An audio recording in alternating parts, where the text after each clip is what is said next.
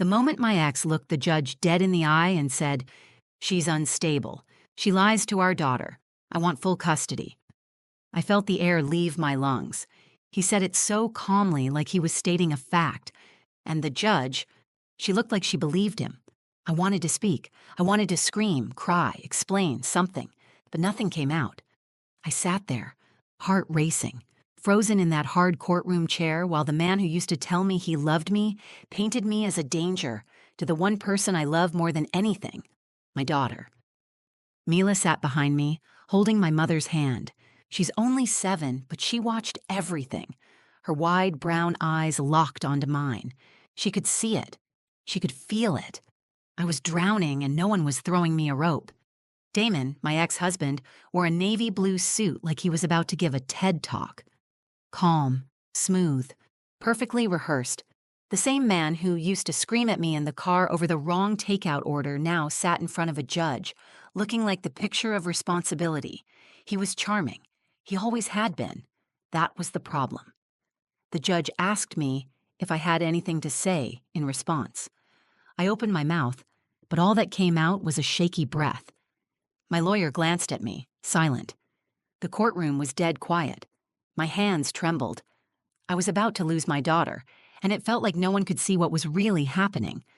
Then I heard a voice, small, clear and steady, from behind me. "Your Honor, I brought a video from Daddy's phone. I think you should see it." Everything stopped. The gallery turned. The bailiff looked confused. Damon's face drained of color. And for the first time that morning, Judge Harmon looked surprised. Mila stood up, still holding her pink school tablet in both hands. She wasn't crying. She wasn't scared. She looked braver than I'd ever seen her. She walked up to the front, past the wooden benches, past the man trying to take her away from me, and handed the judge her tablet. I didn't even know she had it with her. I didn't know what she recorded. I didn't even know she knew how to record on Damon's phone.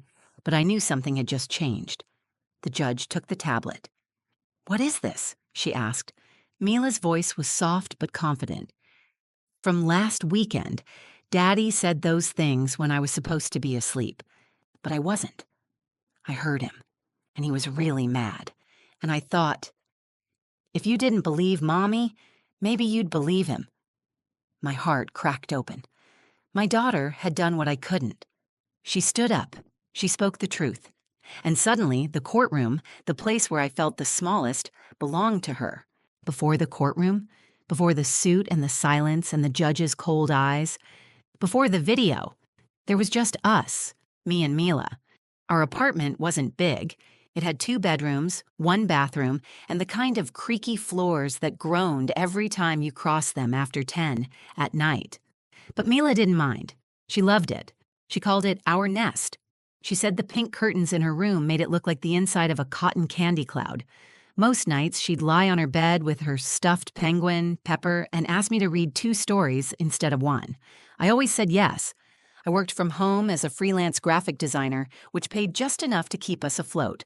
My mom, Carolyn, lived a few blocks away and helped watch Mila when I had deadlines. She's the kind of mom who doesn't always say the right thing, but always shows up. She'd bring lasagna unannounced, scrub my bathroom when I wasn't looking, and tell me, "You're doing better than you think, Aria." And for a while, I believed her. Mila was 7, smart, soft-hearted, and observant in ways that made adults uncomfortable. She asked questions that made you think twice before lying. She once caught me crying in the kitchen late at night and didn't say anything. She just brought over her blanket and wrapped it around my shoulders. That was the kind of child she was. Our favorite thing was the truth jar. I started it when Damon and I first split. I told her that anytime she had a question or wanted to talk about something confusing or scary, she could write it down and put it in the jar.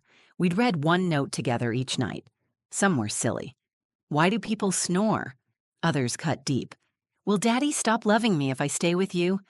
I told her the truth, always, no matter how much it hurt. The divorce hadn't been clean. Damon wanted control more than he wanted custody. He agreed to joint custody on paper, but in practice, he pushed for more.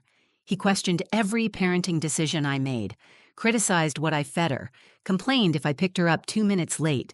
And during his weekends, Mila would come home withdrawn and quiet. Sometimes she wouldn't talk to me at all until Tuesday.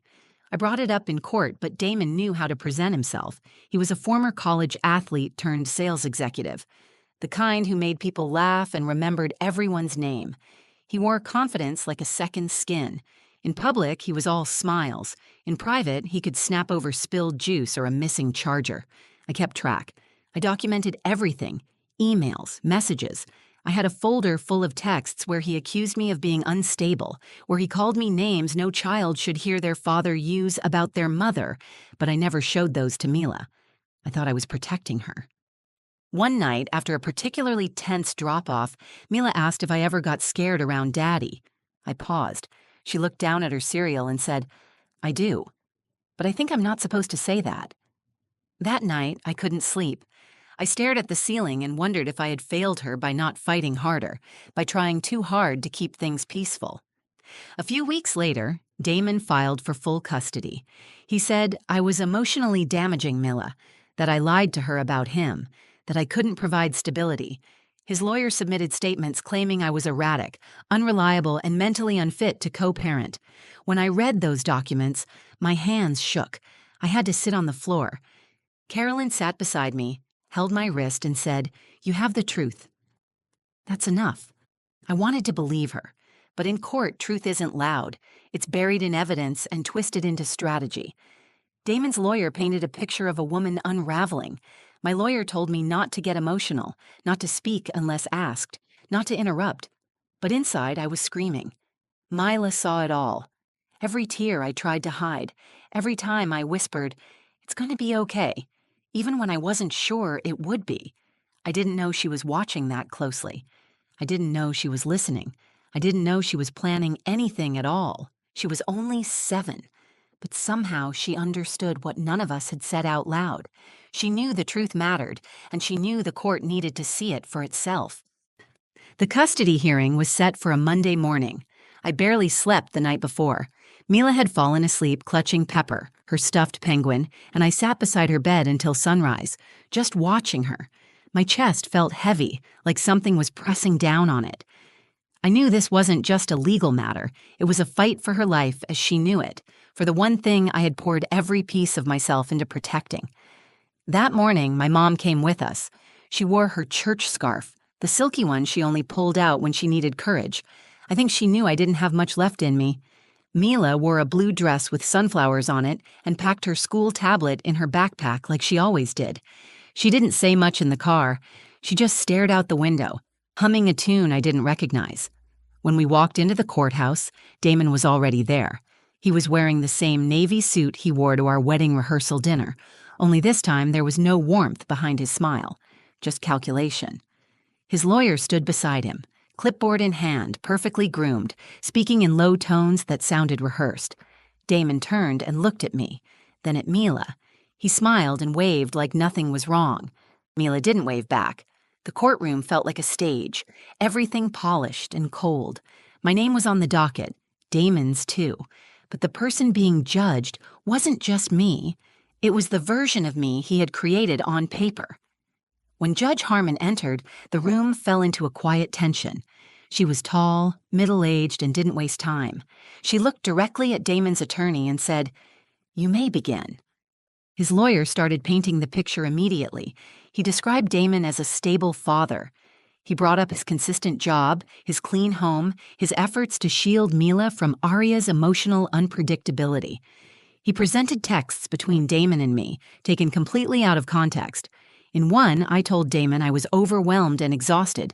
He framed that as evidence of mental instability. In another, I asked him not to raise his voice around Mila. That was twisted into a claim that I was controlling and manipulative. I sat there while the person I had once shared a life with turned everything I'd ever said into ammunition. Damon added his own voice when asked. "She's not well," he said, calm and collected. "She tells our daughter I'm the bad guy. She confuses her. She makes Mila afraid of me. I don't want to take her away out of spite. I'm doing this to protect her." Protect her. That word hit me like a slap. Judge Harmon looked at me. "Ms. Lennox, do you have a response?" I opened my mouth, but nothing came out. The words were in my chest, pounding to be released, but my voice betrayed me. My heart raced. My tongue felt heavy. All I could do was look over at Mila, who sat behind me, her little legs swinging off the bench. She gave me a look I'd never forget, worried but not afraid.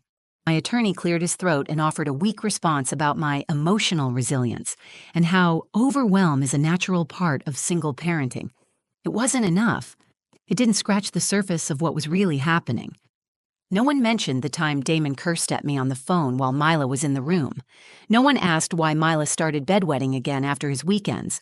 None of that made it into their version of the story. The judge nodded slightly, scribbling notes. And then Damon stood again and said, "Your Honor, I want full custody. I believe my daughter is being emotionally harmed, and I don't think shared custody is in her best interest anymore." I felt the walls closing in. My breath shortened. My hands clenched the arms of my chair. I looked at Mila again, unsure how I could protect her from what was unfolding right in front of her. That's when Mila let go of my mom's hand, stood up, and walked forward. She didn't ask for permission. She didn't hesitate. "Your Honor," she said, "I brought a video from Daddy's phone. I think you should see it." The room fell still. Damon's face went blank. My mom gasped. I turned in my seat, eyes wide. Mila stood there, holding her school tablet, shoulders square, voice steady. Judge Harmon looked at her. "Excuse me?" Mila held the tablet up a little higher. "It's from last weekend. He didn't know I was awake, but I was. I heard what he said, and I thought it might matter." No one spoke. Not Damon, not his lawyer, not the judge. And for the first time since the hearing began, I felt something shift. Mila had brought more than a video. She had brought the truth into the room, and everyone felt it. Mila stood in the center of the courtroom holding her tablet like it was a shield. Her sunflower dress looked a size too small, the hem grazing her knees, but she didn't fidget. She didn't look back for reassurance. She stood alone, facing the judge.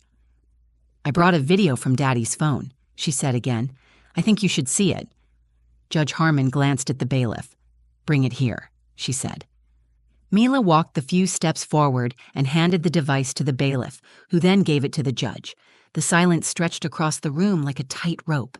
Damon's jaw was set, his lips pressed into a thin, unreadable line. His lawyer looked from him to the tablet and back again. Neither of them moved. The judge turned the screen toward herself and tapped the play button. For a moment, there was nothing. Just the sound of ambient noise, the kind of distant hum you hear late at night when the world outside has gone still. Then came his voice, loud, harsh. Not the smooth, composed tone he had used just minutes earlier in court. It was unmistakably Damon. He was yelling, "You think you're so smart, huh? Go ahead, try telling anyone, see what happens. You'll end up living in some foster home, and don't think your precious mother can save you. She's pathetic." A chair scraped, a plate clattered. Mila's voice, quiet and frightened, whispered, "I'm sorry." He cut her off. "Don't talk back. You're lucky I even let you come over. If you say a word to her, I swear—" The judge hit pause. She didn't say anything right away. She just sat there, staring at the frozen screen. Damon shifted in his seat. His lawyer leaned in, whispering something fast and panicked, but the judge raised her hand to silence him. "Where did this come from?" she asked, her voice even. Mila answered without hesitation. "He left his phone on the couch. I heard him yelling, and I wanted to record it. I was scared, but I thought if someone heard it, maybe they'd believe me and Mommy." My chest tightened. My daughter had been scared. She had made a plan, and she had followed through with more courage than most adults I know. I wanted to run to her, wrap my arms around her, tell her she should never have had to do any of this. But I stayed in my seat, because this moment belonged to her. Damon spoke up, his voice suddenly forced and defensive. "Your Honor, that recording is taken completely out of context. I was disciplining her. She was misbehaving and—" "Enough," the judge said. Her voice wasn't loud, but it cut through the room like a blade. Damon stopped talking immediately. Judge Harmon turned to Mila. "Thank you for being brave," she said. "You can go back to your seat." Mila nodded and walked back, her steps slower now, the weight of the moment beginning to show in her shoulders. My mother pulled her into her lap and held her tightly. The judge looked at me. "Ms. Lennox, do you have anything else to add?" This time, I found my voice. No, Your Honor. I think my daughter said it all. The judge nodded once, then leaned back in her chair. She closed her eyes for a moment, then opened them and looked across the courtroom. In light of this evidence, I'm calling for an immediate review of all custody arrangements. Until that is completed, full temporary custody will be granted to Ms. Lennox. Supervised visitation only for Mr. Blake. Bailiff, please escort Mr. Blake from the courtroom until further notice. Damon stood, stunned. You can't be serious. Sir, the bailiff said, stepping forward. He looked like he wanted to argue, but instead, Damon turned and walked out, his lawyer scrambling behind him. The courtroom emptied slowly after that, but we stayed seated. Mila was quiet, head resting against my mom's shoulder. I finally stood and walked over to them, kneeling beside her. You were so brave, I said. She nodded, but didn't speak. I could see it hitting her now, the weight of what she had done. She hadn't just told the truth. She had stood up to someone who had spent years teaching her to stay silent, and in doing so, she had changed everything.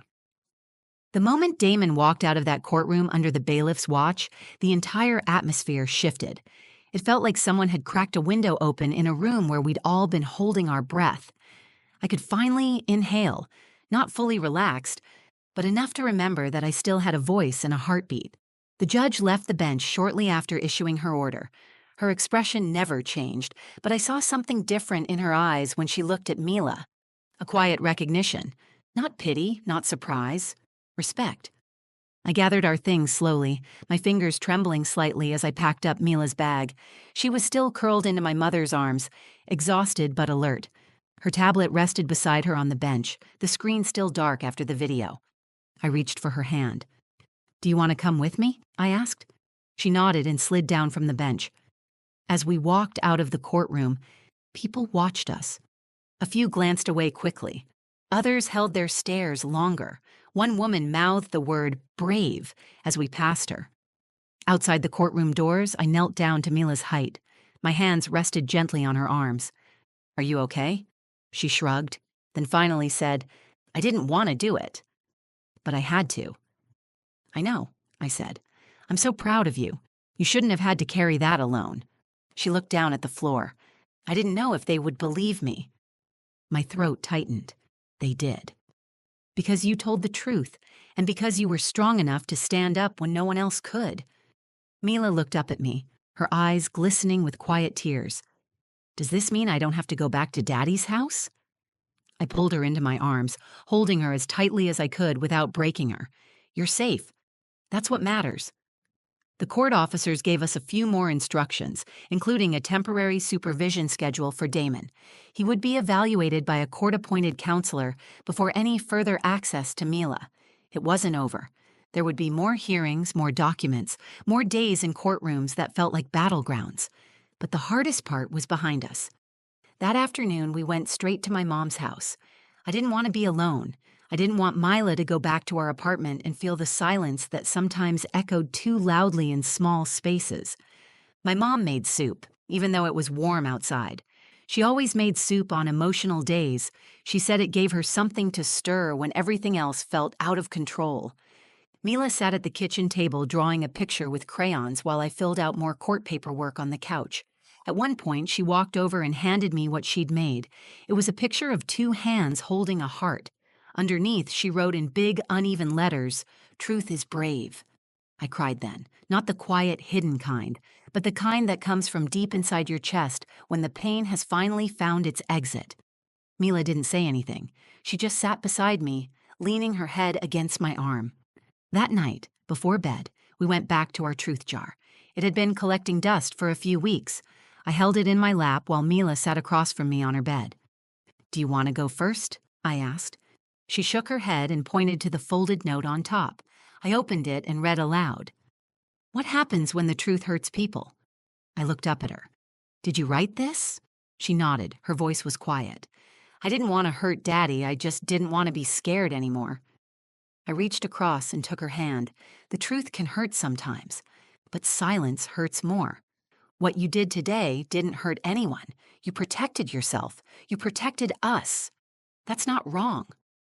She stared at the jar for a few seconds, then whispered, I think we should keep doing this. "We will," I said, "every night." That night, after she fell asleep, I walked into the living room and stood by the window. The street lights flickered outside. Cars passed. Life went on. But everything inside our world had changed. Damon no longer controlled the narrative. He no longer controlled Mila's voice. And for the first time since the divorce, I felt like I could breathe deeply, knowing that I wasn't alone in this fight anymore. My daughter had stepped into a world far too heavy for her years. And she didn't just survive it, she changed it. The final custody hearing happened 4 weeks after the day Mila stood up in court. By then, everything had changed. The court-appointed counselor who interviewed Damon filed a detailed report. It outlined controlling behavior, emotional instability, and a concerning lack of empathy for Mila's well-being. He denied everything, of course, but the video spoke louder than any of his words ever could. Combined with Mila's statement, it was enough for the court to remove his unsupervised custody rights. When the judge read her final decision, I sat quietly holding my breath again. But this time, it wasn't from fear. It was from hope. Full physical and legal custody was granted to me. Damon would have strictly supervised visits twice a month at a neutral center with trained professionals. There would be no overnight stays, no more closed-door weekends, no more whispered threats. Mila's voice had shattered that illusion forever. We left the courthouse in silence that day. Mila held my hand as we walked down the long steps outside. My mother walked beside us, her purse swinging against her hip, eyes scanning the sidewalk for Damon, though we knew he wouldn't come near. He hadn't spoken to me since the first hearing. I was fine with that. Later that evening, we went to a small diner Mila loved, the one with the red booths and animal-shaped pancakes. She sat across from me and asked, "Is it over now?" I didn't lie. "It's safer now," I said. "We're not done growing through this, but we're not afraid anymore." She nodded and stirred her chocolate milk with her straw. "I'm glad I told. So am I." There are days I still replay the courtroom in my head, the way Damon's face changed when Mila spoke, the way her voice, clear and calm, carried more weight than any legal argument made that day. My daughter reminded me that strength doesn't always come from shouting louder. Sometimes it comes from being brave enough to speak when you're not sure anyone will listen. In the weeks after the final ruling, I started therapy again. Not because I was falling apart, but because I finally had space to process what I had survived. I realized I had spent so long trying to stay afloat that I never learned how to feel safe again. That would take time. But now, I had the time. Mila began drawing more. Her sketches changed. They used to be full of houses with no windows and stormy skies. Now she draws trees with roots and kids holding hands. She drew a picture of the truth jar and taped it to her bedroom wall. Every night she reminds me to check it. One night I pulled out a note that said, "Do brave people still get scared?" I smiled and told her, "Yes. They just don't let fear be the end of the story." She wrote another one a few days later. "Can kids protect grown-ups too?" I looked at her and said, "You did." I tell this story because there are women out there right now sitting in silence, wondering if the truth will ever be enough, wondering if anyone will believe them over the person who knows how to perform the right version of themselves in public. I tell this story because sometimes the truth doesn't come from a lawyer or a courtroom argument. Sometimes it comes from a child who's seen more than she should have, and who decides that staying quiet is no longer an option. I used to think being a good mother meant shielding Mila from everything hard and painful. Now I know it means standing beside her through it, teaching her to tell the truth, letting her see me cry, then showing her what it looks like to get back up. We still have our hard days, but they don't define us. We are not the scared versions of ourselves that Damon tried to trap us in. We are loud when we need to be. We are quiet when we choose to be. And we are free. Mila saved us both that day. She didn't just bring the truth into that courtroom. She brought the light. And for the first time in years, I didn't feel like I was losing her. I felt like I was meeting her for the first time. If you're still here, thank you for listening. This wasn't an easy story to tell, but I believe stories like this need to be told, because somewhere out there, another mother is sitting in silence, thinking no one will believe her, and maybe she just needed to hear this. If this story moved you, please like the video, share it with someone who needs it, and leave a comment. I read them, and they mean more than you know. And if you want to hear more real stories, raw, honest, and full of heart, subscribe to the channel and turn on notifications. There's more to come. Thanks again for being here. Stay brave, stay kind, and never forget that the truth matters.